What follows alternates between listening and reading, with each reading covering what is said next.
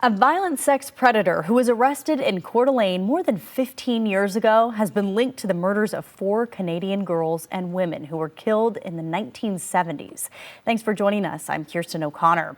Those victims here on your screen, Eva Dvorak and Patricia McQueen, who were just 14 when they were killed, along with Barbara McLean and Melissa Rehorick, 20 and 19.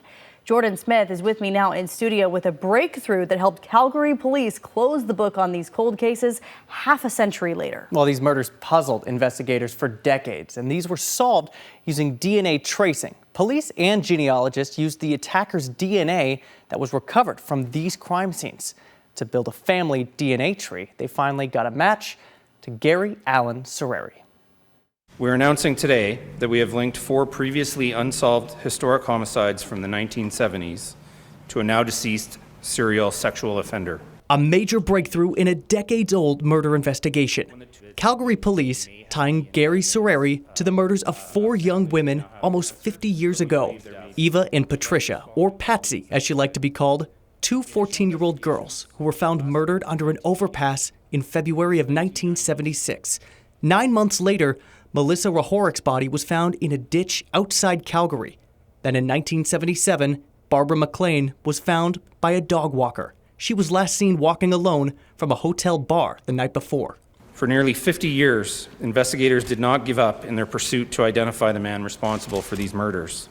Sereri was illegally living in Canada during the 1970s, trying to outrun a violent sexual history in the U.S.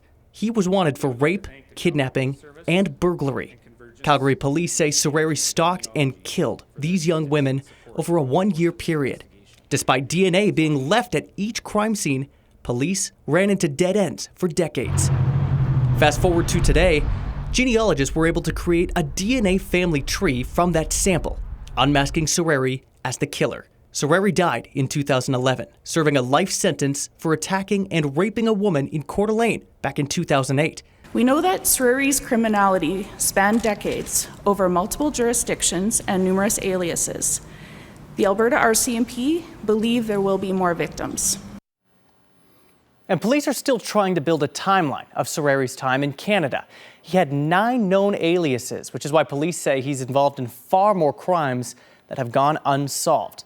In the meantime, solving these young women's murders required a tenacious and remarkable effort. Since 1976, 70 investigators sifted through 800 tips, vetted through 853 suspects, and investigated nearly 1,500 vehicles, all trying to track down the man responsible for these women's deaths.